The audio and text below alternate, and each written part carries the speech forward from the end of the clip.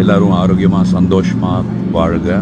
தமிழ் சினிமாவில் நானும் நம்பர் 1 இடத்துக்கு வரணும் அப்படின்னு சொல்லிட்டு கடுமையாக போட்டி போட்டவர். ஆனால் இப்போ பார்த்தீங்கன்னா அதெல்லாம் எனக்கு தேவையில்லைப்பா, நான் உண்டு, என் வேலை உண்டு, நான் ஒரு எளிமையான வாழ்க்கையை தான்ப்பா வாழ விரும்புகிறேன், எனக்கு இதெல்லாம் வேணாம் அப்படின்னு சொல்லிட்டு திரையுலகை விட்டு ஒதுங்கி நிற்கிறாப்புல தல அஜித் அவர்கள். இவருக்குள்ள இந்த மாற்றம் போகிற போக்கில் வந்ததா அப்படின்னு கேட்டிங்கன்னா கண்டிப்பாக கிடையாது. இதுக்கு பின்னாடி எக்கச்சக்கமான விஷயங்கள் இருக்குது. அதெல்லாம் என்ன ஏதுன்னு டீட்டெயிலாக பார்க்கலாமாங்க. இன்னைக்கு அஜித் அவர்களோட பிறந்தநாள். அஜித் அவர்களுக்கும் ஒரு வாழ்த்து சொல்லிட்டு இந்த மாதிரி இன்ட்ரெஸ்டிங்கான நியூஸ் எல்லாம் தெரிஞ்சுக்கிறதுக்கு நம்ம சேனலில் சப்ஸ்கிரைப் இல்லைனா ஃபாலோ பண்ணி வச்சுக்கோங்க. அஜித்னு ஒரு கியூட்டான பையன் இருக்கான், அவன் நல்லா நடிக்கிறான் அப்படிங்கிறது ஆசை அமராவதி திரைப்படங்களுக்கு அப்புறமா தாங்க. ஆசை திரைப்படம் இவருக்கு நல்ல ஒரு ஆல்பம் ஹிட்டாவும் அமைஞ்சதுங்க. அதனாலேயே பாத்தீங்கன்னா டைட்டில் கார்டுலயே ஆசை நாயகன் அப்படின்னு போடவும் ஆரம்பிச்சாங்க. அது கொஞ்ச நாள்லயே பாத்தீங்கன்னா ஆக்ஷன் ஹீரோ அஜித் குமாரா மாறிச்சு. அதுக்கப்புறம் லக்கி ஸ்டாரா கூட மாறிச்சு. அதுக்கப்புறம் பாத்தீங்கன்னா லக்கி ஸ்டார் அப்படிங்கிறது அல்டிமேட் ஸ்டாரா மாறிச்சு. தீனா அப்படிங்கிற திரைப்படத்துக்கு அப்புறமா தல அப்படிங்கிறதையும் கூப்பிட ஆரம்பிச்சாங்க. 2021 தான் அஜித் குமார் அவர்கள் என்ன தல நல்லா கூப்பிடாதீங்க, அஜித் குமார்னு மட்டுமே கூப்பிடுங்க, இல்லைன்னா ஏகேன்னு கூப்பிடுங்க அப்படின்ட்டு ஓப்பனாவே அறிவிச்சாரு. என்னதான் ஒரு மிகப்பெரிய நடிகனா இருந்தாலும் அவருக்கு ரேசிங் அப்படிங்கிற விஷயம் அப்ப இருந்தே ரொம்ப பிடிக்குங்க. நடிச்சுக்கிட்டே அப்பவே ரேசிங்லயும் பார்ட்டிசிபேட் பண்ணிட்டு இருந்தாப்ல.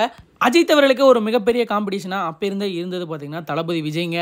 நிறைய படங்கள்ல வர நிறைய விஷயங்களை எல்லாம் பார்க்கும்போது இவங்க ரெண்டு பேத்துக்குள்ள ஒருவேளை சண்டையா இருக்குமோ அப்படின்னு கூட நம்மளுக்கு எல்லாம் தோணும். ஆனா போட்டி அப்படிங்கிற விஷயத்தை தாண்டி அப்பவே அவங்களுக்குள்ள ஒரு நல்ல நட்பு இருந்துச்சு. அது இப்ப வரைக்கும் தொடர்ந்துட்டு தான் இருக்கு. சரி, அஜித் அவர்கள் ஏன் ரசிகர் மன்றத்தை கலைச்சார் அப்படிங்கிற விஷயத்தை பத்தி உங்களுக்கு தெரியுமா? சரியா சொல்லணும்னா 2011 அஜித் அவர்களோட பிறந்த நாளுக்கு 2 நாளுக்கு முன்னாடியே அவங்க வீட்டு முன்னாடி பெரிய ரசிகர் கூட்டம் கூடுச்சு. ஆனா அஜித் அவர்கள் வேலை விஷயமா இருந்ததுனால அவங்கள பார்க்க முடியல. வேலை முடிஞ்சு வந்து அவங்கள மீட் பண்ணும்போது நிறைய ரசிகர்கள் நிறைய விஷயங்களை அவர்கிட்ட ஷேர் பண்ணிருக்காங்க. 2 நாளா நாங்க இங்க வந்து வெயிட் பண்ணிட்டு இருக்கோம், நீங்க வந்து எங்களை பார்க்கல, இங்க நிறைய பேர் வெளியூர்ல இருந்து வந்திருக்காங்க, நிறைய பேர் சாப்பிடாம இருக்காங்க, அப்படி இப்படின்னு நிறைய விஷயங்களை அஜித் அவர்கள்ட்ட ஷேர் பண்ணிருக்காங்க. எனக்காக என்ன பார்க்கறதுக்காக என்னோட ரசிகர்கள் கஷ்டப்படுறாங்க அப்படிங்கிற விஷயத்தை அஜித் அவர்கள் புரிஞ்சுக்கிட்டாரு. இதெல்லாம் ஒரு பக்கம் இருந்தாலும் இன்னொரு முக்கியமான ரீசன் என்னன்னு கேட்டீங்கன்னா அவங்க ரசிகர் மன்றத்துக்குள்ளேயே ஒரு கோஷ்டியா ஒரு சில பேர் அரசியலுக்கு இல்லாம இருக்கிறது, தலைமையை மதிக்காம இருக்கிறது, இந்த மாதிரி நிறைய விஷயங்கள் அவரை ரொம்ப ரொம்ப அஃபெக்ட் பண்ணுச்சு. அவங்க குடும்பத்தை பார்க்காம இவருக்காக நிறைய செலவு பண்ணாங்க. அதுக்காக இவர் என்ன பண்ணாருன்னு கேட்டீங்கன்னா 2011 மே 1 தன்னோட பிறந்தநாள் அன்னைக்கு நான் சங்கத்தை எல்லாம் கலைக்க போறேன் அப்படிங்கிற ஒரு அதிரடியான முடிவும் வெளியிட்டாரு.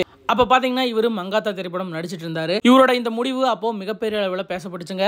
அதே மாதிரி ஏன் இவர் பப்ளிக் ஃபங்க்ஷன்லயும் கலந்துக்க மாட்டேறாரு அப்படிங்கிறதுக்கு நிறைய காரணங்களும் சொல்றாங்க. ஒரு சில ப்ரொடியூசர் ப்ராப்ளம் இருந்ததாகவும் ஸ்டேஜ் ஷோல ஒரு அவார்ட் ஃபங்க்ஷன்ல அவருக்கு நடந்த இன்சல்ட்டும் இந்த மாதிரி நிறைய விஷயங்கள் சொல்றாங்க. இதெல்லாம் ஒரு பக்கம் இருந்தாலும் தன்னோட ஃபேமிலி கூட ஒரு எளிமையான லைஃபை வாழணும்னு விரும்புறாருங்க அஜித் அவர்கள். அதனாலதான் இப்ப வரைக்குமே வெளியே எங்கேயும் வராம தன்னோட ஃபேன்ஸுக்கெல்லாம் மீட் வைக்காம இருக்காப்ல. என் படம் வந்தா என் படத்தை பார்க்கறதெல்லாம் சரி, ஆனா உங்க குடும்பத்தை பாருங்க, நீங்க நல்லா வாழுங்க அப்படிங்கிறதா அஜித் அவர்களோட கருத்து.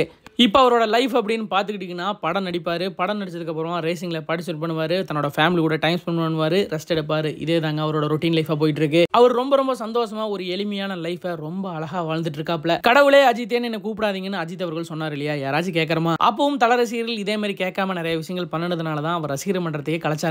ரசிகர்களும் இதெல்லாம் புரிஞ்சுக்கோங்க. மறக்காம இன்னைக்கு தல அஜித் அவர்களுக்கு கமெண்ட் பாக்ஸ்ல ஒரு விஷயம் பண்ணிருங்க.